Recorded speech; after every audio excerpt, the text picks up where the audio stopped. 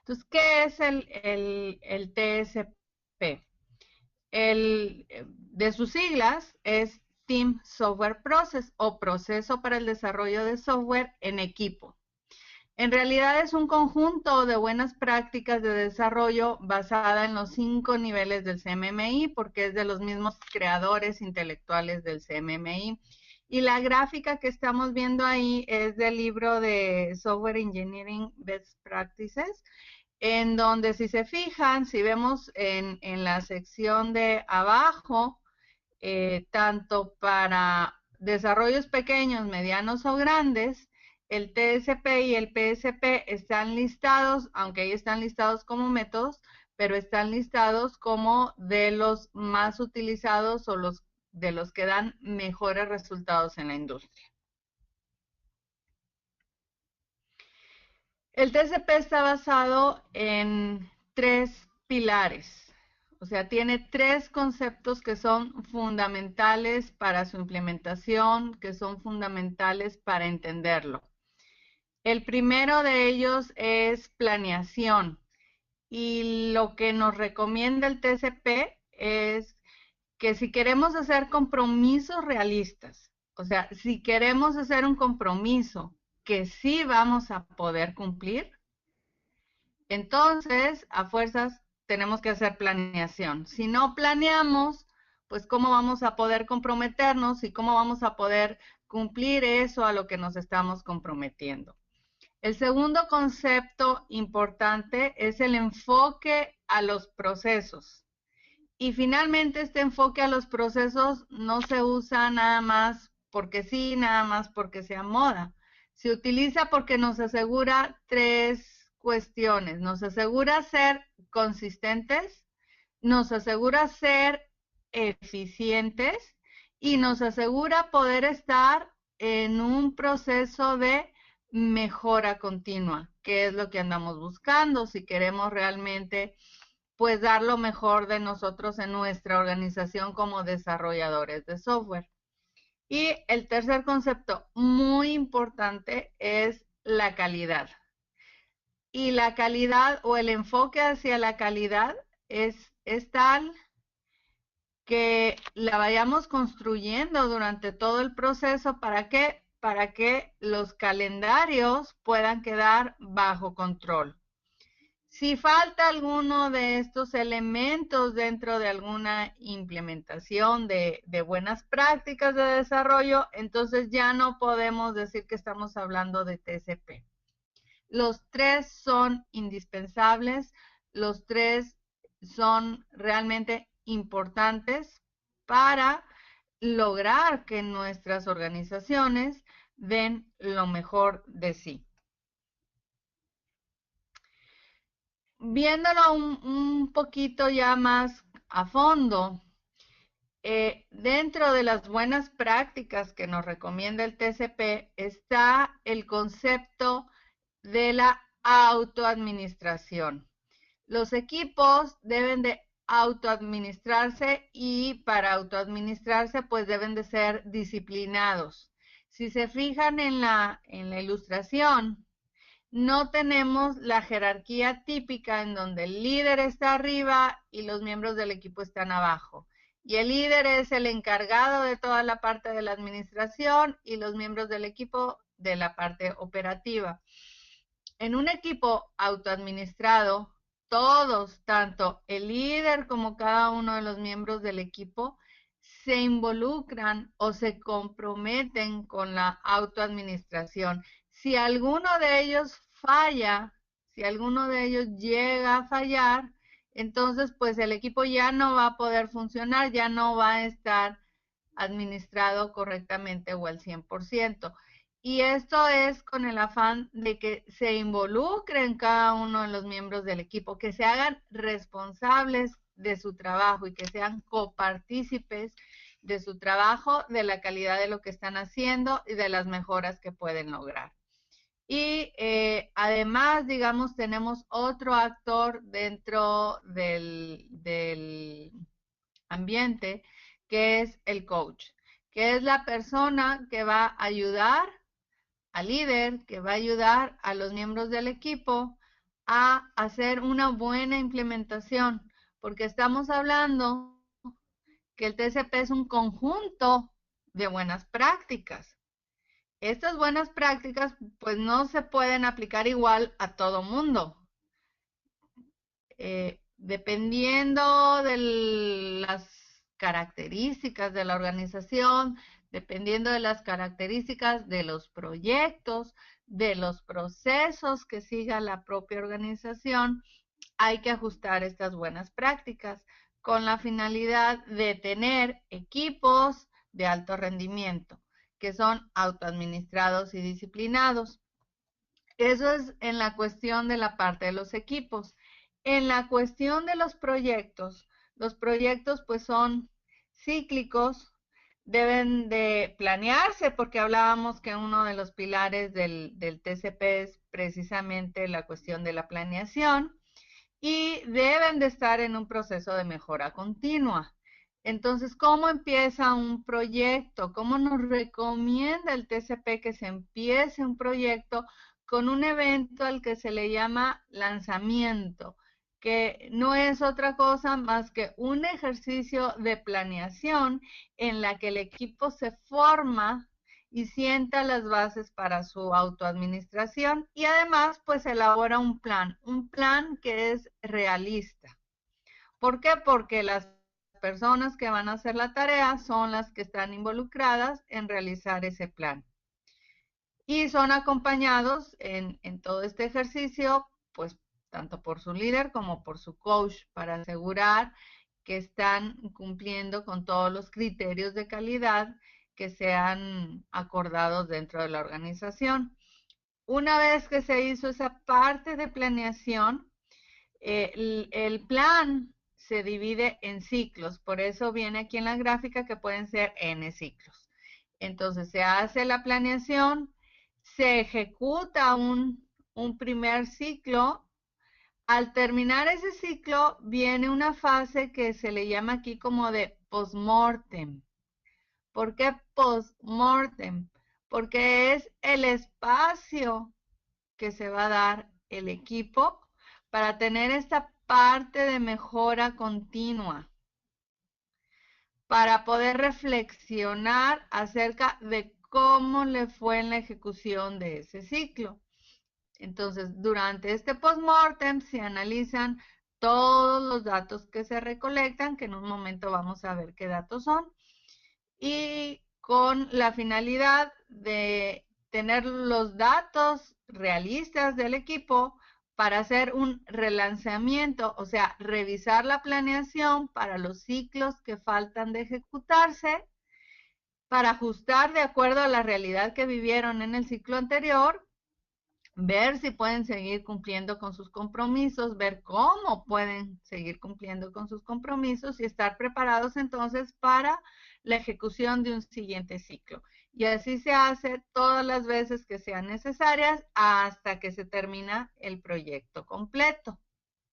Al terminar el proyecto completo, también necesitamos esta fase de reflexión que, como les comento, es el espacio para que se haga la mejora continua.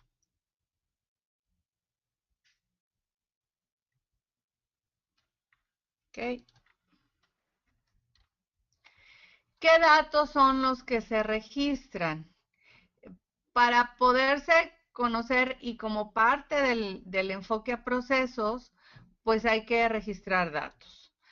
Cuando se termina una cierta tarea, pues lo que se va a registrar es la fecha en que se concluyó la tarea para poder tener la métrica del avance con respecto al plan que se está ejecutando.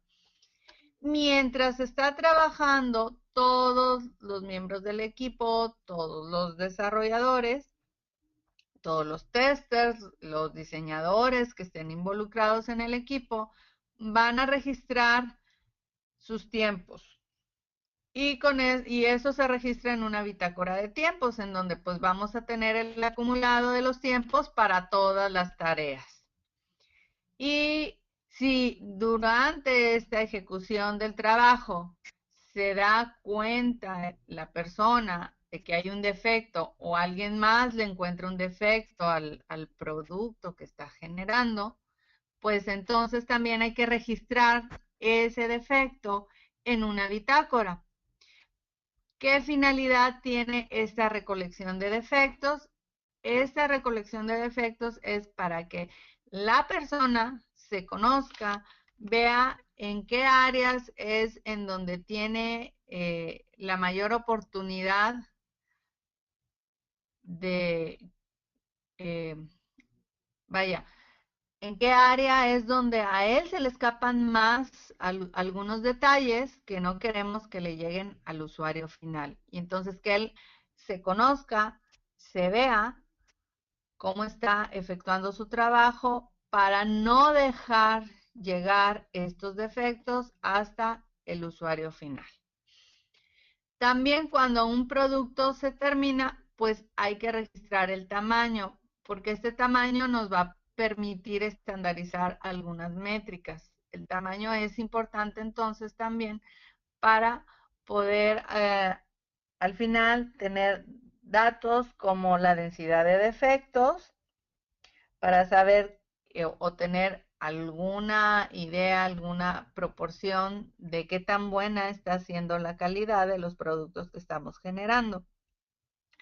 Y finalmente también hay un calendario que se genera en las fases de planeación, que son los lanzamientos y los relanzamientos. Y en ese calendario hay que poner muy claro cuál es la cantidad de tiempo disponible que va a tener cada persona. Cuando cambie esa disponibilidad, pues hay que cambiar el calendario. Y si se fijan ustedes ahí, viene marcado en azul lo que es propio del PSP y en verde lo que es propio del TSP. El TSP para ejecutarse necesita el PSP como base. Entonces, y en el entrenamiento se les enseña a los desarrolladores a registrar tiempos, defectos y tamaños, y luego durante ya la ejecución de algún proyecto piloto en el TSP se registran también terminación de tareas y calendarios.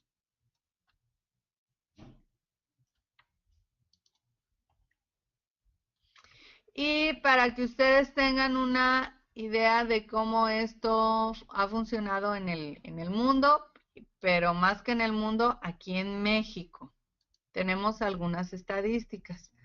Entonces vamos a ver ahí que el primer indicador es precisamente la densidad de defectos medida como defectos por cada 1000 líneas de código, y en el primer renglón lo que vemos son los defectos en pruebas del sistema. Hay un reporte técnico del Software Engineering Institute que sacaron en el 2003 con los resultados de sus experimentaciones en TSP, y ellos obtuvieron un valor de 0.4 defectos por cada 1000 líneas de código. Si viéramos este número solito, si lo vemos solo, no nos da mucha información, pero la siguiente columna lo que tiene es un proyecto típico, un proyecto que no usa buenas prácticas o que usa más bien las prácticas comunes de desarrollo, pues anda entregando alrededor de 15 defectos por cada 1000 líneas de código. Si se les hace desactualizado, obviamente un reporte técnico del 2003, hay otro reporte técnico del 2007 en donde se registra un dato de 1.7 por cada 1000 líneas de código, y en ese ya son resultados de trabajo hecho aquí en México, ¿sí?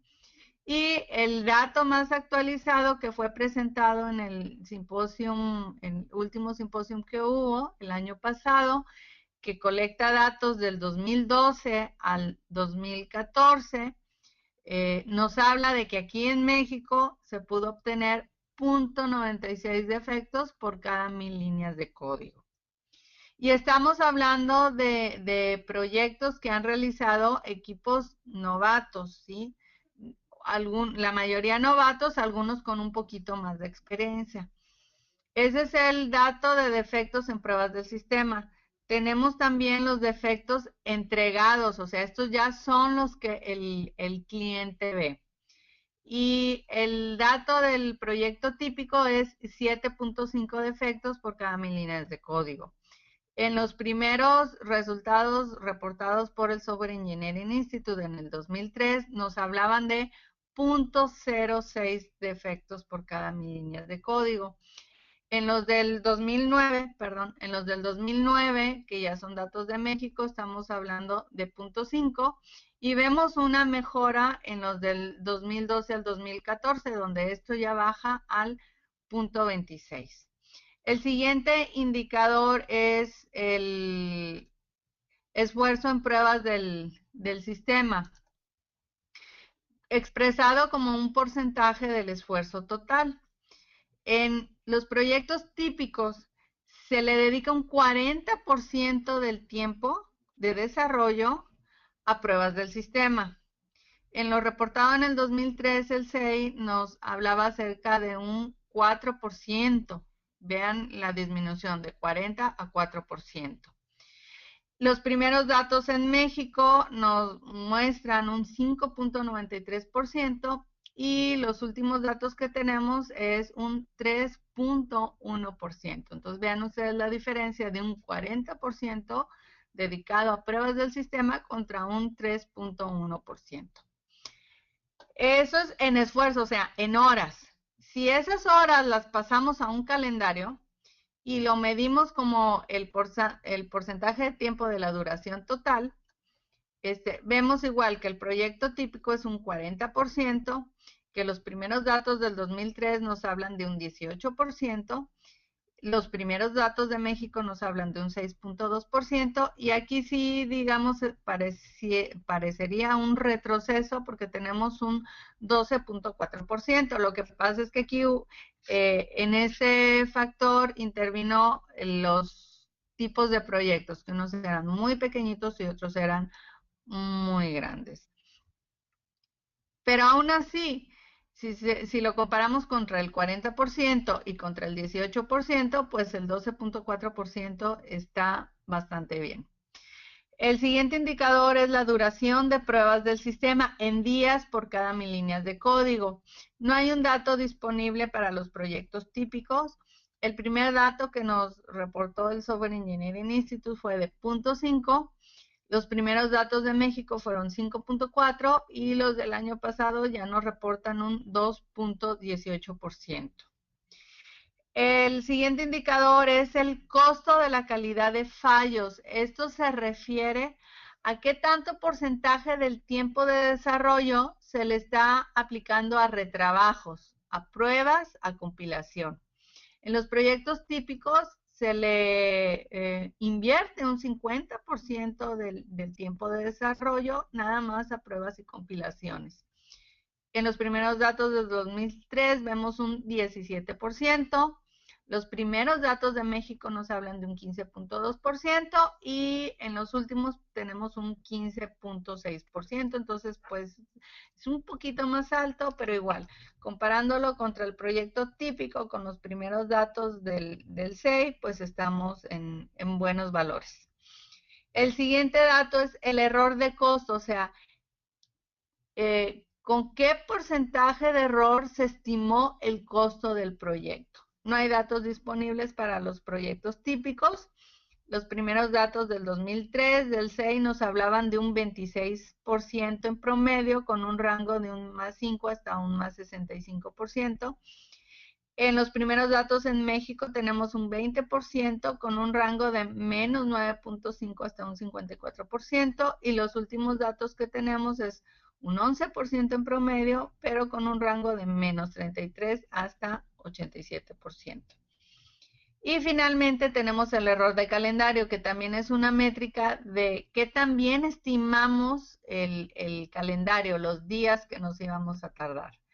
Y vemos que no hay datos en los proyectos típicos, es un 6% los primeros datos del SEI, un 2% los primeros datos de México, y aquí otra vez parece un retroceso fuerte, este 24% que vemos aquí en los últimos datos de la iniciativa nacional, pero pues que se explican por la misma razón del otro retroceso, el tipo de proyecto. Más bien el tamaño, perdón. Y ahora vamos a pasar a los tipos de usuarios que han estado utilizando el TCP. En Estados Unidos, no es que estos sean todos, son algunos de los más representativos, pues tenemos a Adobe, a Intuit, a Microsoft, a Oracle y a las fuerzas navales, tanto navales del aire y oceanográficas. En México, por mencionar algunos, pues está Softec, Quarksoft, Compaq y TGC, Infotec, Delaware, USA, la Bolsa Mexicana de Valores, entre muchos otros. Y lo que vemos ahí a la derecha en esa tabla es también el último reporte de la Iniciativa Nacional de TCP, en donde se está usando una estrategia de implementación por clústeres y los números que vemos ahí, pues es la cantidad de compañías que estuvieron o que implementaron el TCP en el periodo de 2012 a 2014 por estado. Y entonces, pues ahí vemos que 4 en Aguascalientes, 3 en Guanajuato, 1 en Jalisco, 6 en Nuevo León, 12 en Oaxaca. Entonces ahí en total, pues ya tenemos, ¿cuántas son? Son 10, 22, 25, 26 compañías que han estado implementando esto en México en los últimos 2 años. Y ahora vamos a pasar a los tipos de aplicaciones que se han desarrollado utilizando estas buenas prácticas del TCP. Y para esto, este dato, esta gráfica viene en el último libro que escribió el doctor Humphrey, más adelante les doy la referencia, y es usando la clasificación del NAPCS, en donde si vemos ustedes ahí el mayor porcentaje de aplicaciones que se ha estado desarrollando con estas buenas prácticas, pues corresponde al software para mercados verticales y al software para entre industrias, ¿no? O el horizontal, el cross industry. Pero si se fijan ustedes, pues la gama de aplicaciones es muy amplia porque va desde sistemas operativos, redes y middleware, hasta software para productividad de negocios, aplicaciones para uso en casa, utilerías y otro tipo de aplicaciones e inclusive si se fijan ahí ustedes, herramientas de desarrollo y lenguajes de programación. ¿Cómo se adapta el TCP a las aplicaciones y a los equipos? Y para esto vamos a ver qué tipos de equipos o qué características tienen los equipos que han estado implementando el TCP. En tamaño es muy variado, va desde 2 hasta 20 integrantes por equipo y de más de 100 personas para proyectos que involucran equipos múltiples. O sea, desde muy pequeñitos con 2 personas hasta muy grandes con más de 100 personas. Obviamente ahí la estrategia es dividir a las personas en equipos múltiples. Con respecto a la localidad geográfica, se ha estado aplicando en localidades en el mismo lugar, distribuidos en diferentes lugares, o sea, a veces en diferentes sitios de una misma ciudad o en diferentes ciudades, inclusive distribuidos no nada más en cuestión geográfica, sino en cuestión de organizaciones, en diferentes organizaciones. Con respecto a las habilidades técnicas, los equipos pueden estar formados por personas que tienen la misma habilidad y entonces se forman varios equipos con habilidades diferentes, o sea, se tiene equipos de diseñadores, de desarrolladores, de arquitectos, de testers. Y entonces, para hacer el trabajo completo, pues se necesita varios equipos, donde cada equipo tiene una habilidad diferente, pero todos los miembros de un equipo tienen la misma habilidad. O El otro caso es cuando se tiene en el mismo equipo a personas con diferentes habilidades. Por ejemplo, yo puedo tener un equipo en donde tenga un arquitecto, 2 diseñadores, 3 desarrolladores y un tester, ¿sí? Y con respecto a los dominios que trabajan estos equipos, pues pueden ser de ingeniería de software, o sea, que hagan desarrollo netamente de software, o que hemos habido casos en donde se desarrolla hardware, donde se hace integración de sistemas o donde se entregan servicios de tecnologías de la información.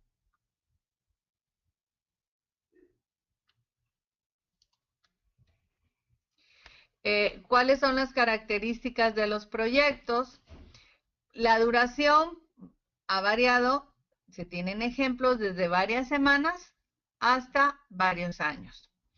En cuanto a estrategias de desarrollo, este desarrollo puede ser incremental o iterativo, con entregas periódicas internas y o externas, con un tamaño de ciclo, o si lo podemos o lo queremos poner en terminología de ágiles, sprint, que puede durar este, varias iteraciones de unas pocas semanas a unos pocos meses.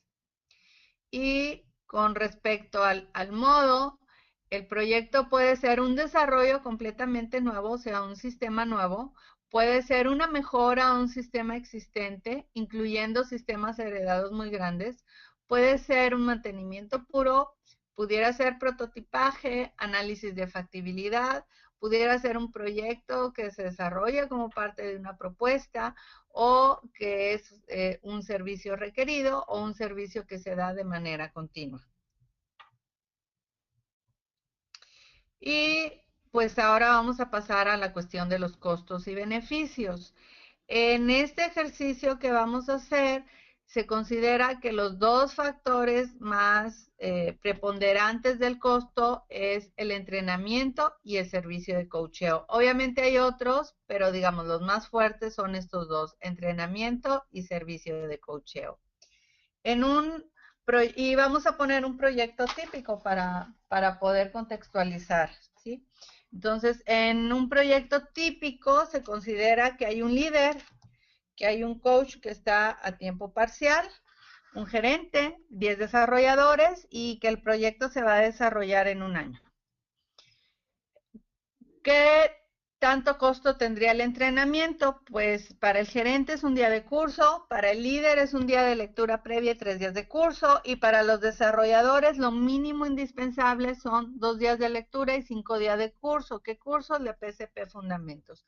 Eso nos da un costo total de 75 días.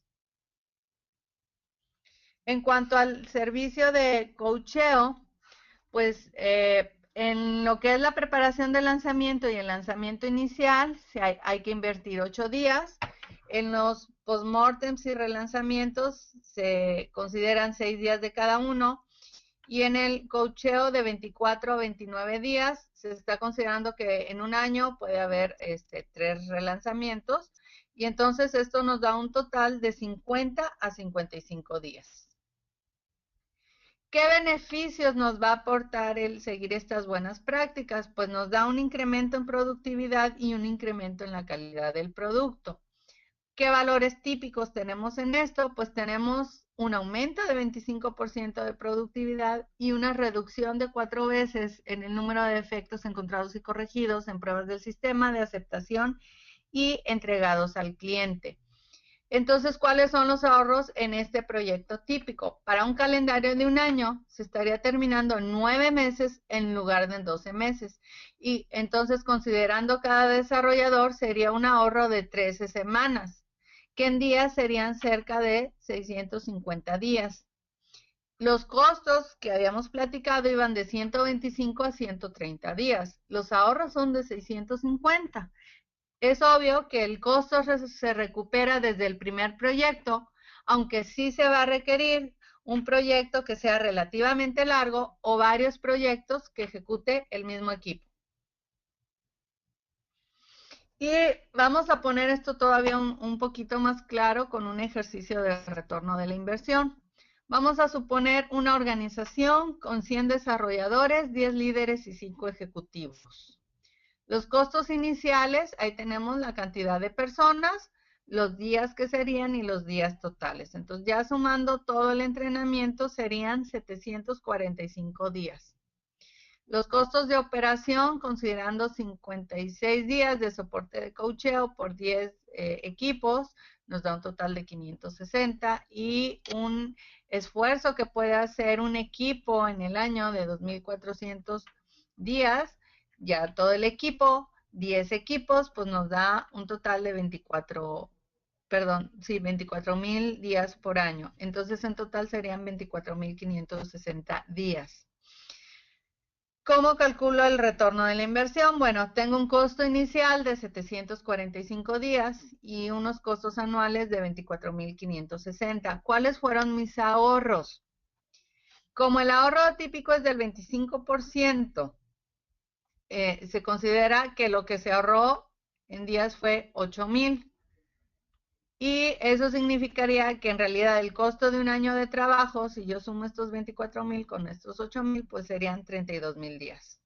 Pero tengo un año de coacheo que tengo que pagar, que son 560 días. Entonces, mi ahorro neto en realidad es de 7,440 días. Si yo divido el ahorro neto, 7,440, entre mi costo inicial, que son 745 días, pues eso me da aproximadamente un retorno de la inversión de 10 veces lo que yo invertí.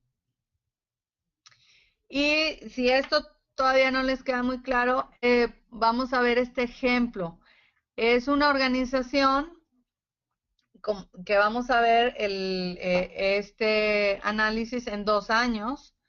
Y estos costos son aproximados, no son los costos actuales. Ahí tenemos los supuestos a la derecha, el tipo de cambio 14 pesos, la tarifa de facturación de $30 por hora, un incremento en la productividad de un 30%, una reducción en los defectos en el cliente de un 50%, tiempo para corregir defecto por postdesarrollo 10 horas y horas facturables anuales 1,000 horas.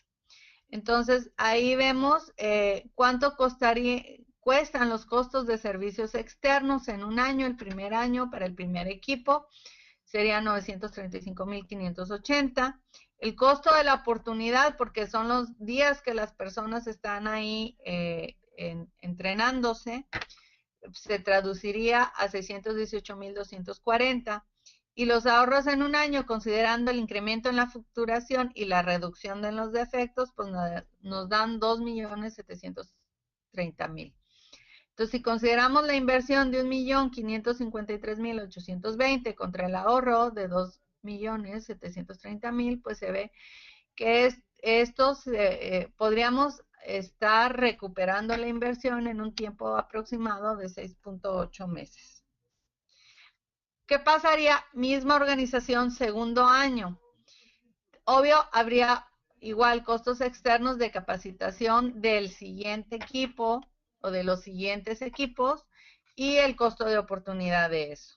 Pero si se fijan, yo a los ahorros del incremento en la productividad y de la reducción de defectos se incrementan porque ya no tenemos un solo equipo, ya tenemos más equipos utilizando estas buenas prácticas. Y entonces ahí tenemos que el total de la inversión sería de aproximadamente 2 millones y el total del ahorro de aproximadamente 8 millones. De nueva cuenta, estos no son precios actuales, es nada más para que se den una idea de qué montos estamos hablando. Y entonces se considera que esta inversión se estaría recuperando en aproximadamente 3,1 meses. Ok, ¿cómo se hace o cómo se planifica esta implementación? En una implementación típica, primero hay que hacer la planeación. La organización tiene que tener muy clara su estrategia, qué proyecto o con qué proyectos quieren empezar, el equipo, el líder, el coach que va a estar trabajando. Y entonces se capacita toda la cadena de mando, al líder de equipo y los ingenieros. Y si se quiere formar a un coach interno, pues también se capacita al coach. Y finalmente se ejecuta el proyecto, ya sea con un coach certificado o con alguien interno que es provisional, porque todavía no tiene la autorización, pero que está siendo mentoreado por un coach ya certificado. Y todas estas actividades, ahí tenemos una propuesta de Gantt, de cómo se maneja o se podría manejar, y entonces en el plazo de 34 meses ya se podría tener esto implementado al menos en un equipo con ya un coach preparado e inclusive un instructor también. ¿Cómo empezar? ¿Cómo se empieza? Bueno, primero hay que ser bien claros. No hay recetas mágicas, no hay balas de plata. El TSP nos va a ayudar bastante en la organización, pero no es la varita mágica que va a venir a resolver todos los problemas. Para obtener las ganancias se requiere compromiso y alineación de todos los niveles. La capacitación se debe realizar de arriba hacia abajo, o sea, primero capacito a gerentes, primero capacito a líderes y al final capacito a desarrolladores.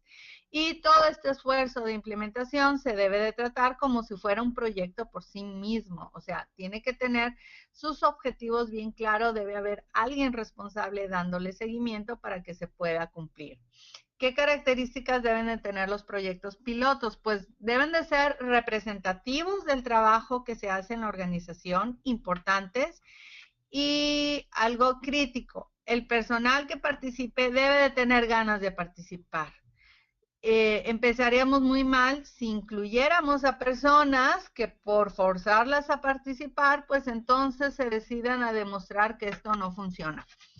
Y obviamente hay que tener objetivos muy claros.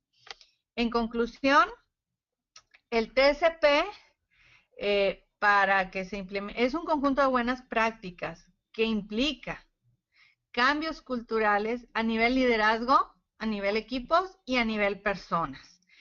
¿Qué espera el TSP del liderazgo? ¿Qué recomienda? Pues recomienda que este liderazgo sea mentor, o sea, que apoye a sus personas, que sea motivador, que ponga incentivos para que las personas sigan todo este conjunto de buenas prácticas, que puedan ser realmente disciplinados, porque la disciplina cuesta, ¿no? Hay que motivar. Y finalmente que sea un liderazgo racional. Y por racional nos referimos a que tome decisiones basado en hechos, basado en datos. Complementado a lo mejor con intuición, sí, pero basado principalmente en hechos y en datos. Los equipos se espera que sean disciplinados, autoadministrados y aglutinados. Y esto es algo bien importante. Y por aglutinado es que el equipo realmente trabaje como equipo, que todos tengan la misma visión, que todos tengan la misma pasión, que todos tengan el mismo sentido de urgencia para hacer un trabajo de excelencia. Y finalmente, pues si yo quiero equipos con estas características, las personas que forman parte de estos equipos, pues deben de tener algunas de estas características. Deben de ser obviamente disciplinados, deben de saberse autoadministrar y pues tienen que estar bien comprometidos porque este es un esfuerzo constante. El ser humano no es disciplinado por naturaleza, porque si así lo fuera, pues no necesitaríamos de estas buenas prácticas, ¿verdad? Entonces, se necesita la base es la persona, pero debe de estar todo perfectamente bien alineado, pues para que la implementación tenga éxito. Puntos importantes a recordar, los resultados son inmediatos por equipo. Se puede trabajar desde grupos desde muy pequeños hasta muy grandes. Se han obtenido resultados similares en diferentes culturas. Ya vimos nosotros los resultados en promedio del SEI que involucran pues a la cultura anglosajona, a la cultura asiática, a la cultura africana y también a la latinoamericana. Y vimos los resultados aquí en México, ¿no? Que esos resultados son mejores a lo que nos puede dar el CMMI nivel 5.